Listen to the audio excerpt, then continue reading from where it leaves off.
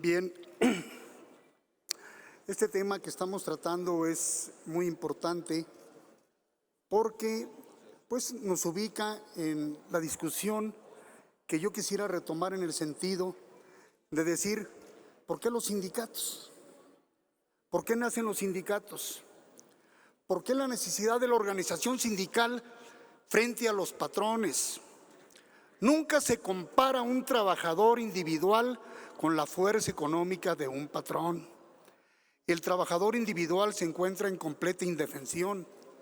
Y eso es histórico, todo el mundo lo sabe. El que ha estudiado el movimiento obrero en este país sabe que los trabajadores no tenían ninguna defensa frente a la arbitrariedad, frente a quien fijaba las condiciones de trabajo para los obreros, quienes fijaban las jornadas de trabajo.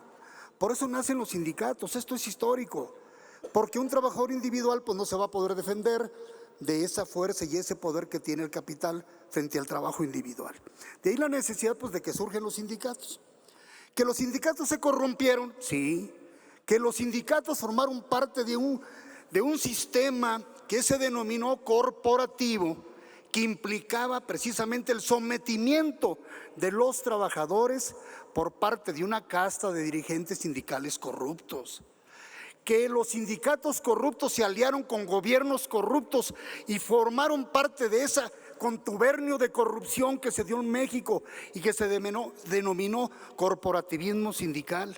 Y pasaron años y los trabajadores lucharon por muchas décadas por lograr la democracia sindical, y sin embargo todos eran despedidos. ¿Quién no sabe que cuando algún trabajador deseaba formar un sindicato inmediatamente era despedido?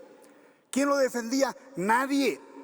La necesidad de la organización de los trabajadores está en razón de equipararse frente al poder que tiene el capital frente al trabajo.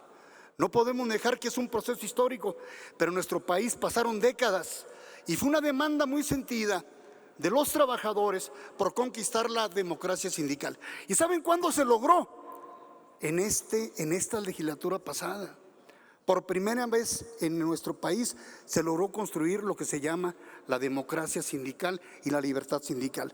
No para no pagar la cuota, sino para asociarme como sindicato y poder contender y poder enfrentarme ante el poder arbitrario de quienes no respetan los salarios, de quienes no respetan la jornada de trabajo, de quienes no respetan las condiciones de los trabajadores. Por eso en este Senado se logró precisamente que se lograra la libertad y la democracia sindical. Cuando se habla de que no deben de pagar cuotas en lo individual, se habla del individualismo. Y el individualismo obviamente está en contraposición con el espíritu organizativo y colectivo de parte de los trabajadores. No es lo mismo, pero los trabajadores tienen que organizar, tienen que colaborar y tienen que cooperar, porque siempre hay un conflicto permanente. El patrón siempre se quiere llevar la parte y la rebanada del pastel más grande y dejarle la rebanadita a los trabajadores, la más pequeña.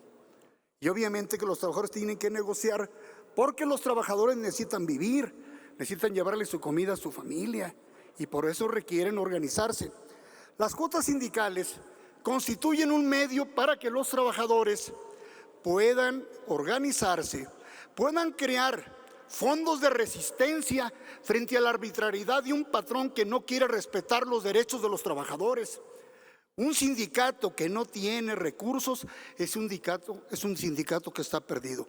Un sindicato que no tiene recursos no puede ser solidario con otros compañeros que están en huelga, porque no va a poder apoyarlos, y ese sindicato se va a morir a la semana porque no van a tener con qué comer, con qué asistir a sus familias. De ahí la solidaridad obrera y de ahí la necesidad de las cuotas sindicales. No hay que confundir el apoyo que tiene la necesidad de aportarle una cuota del trabajador a sus compañeros, a su sindicato, que el derecho colectivo que tienen los trabajadores para defenderse frente a las arbitrarias que cotidianamente se cometen con ellos. La senadora Patricia dijo, teníamos 500,000 de sindicatos que no existían, y que ahora que se hizo el recuento de cuántos sindicatos estaban constituidos legalmente, solamente teníamos 25,000 sindicatos. 500,000 eran falsos, se les llama contratos de protección. eran sindicatos falsos que tenían la función de burlar los derechos de los trabajadores. Y los que hemos estudiado este tipo de fenómenos, no podemos negar que en la medida en que los trabajadores tengan capacidad de organización, sean fuertes, podrán negociar en términos de igualdad frente a sus patrones.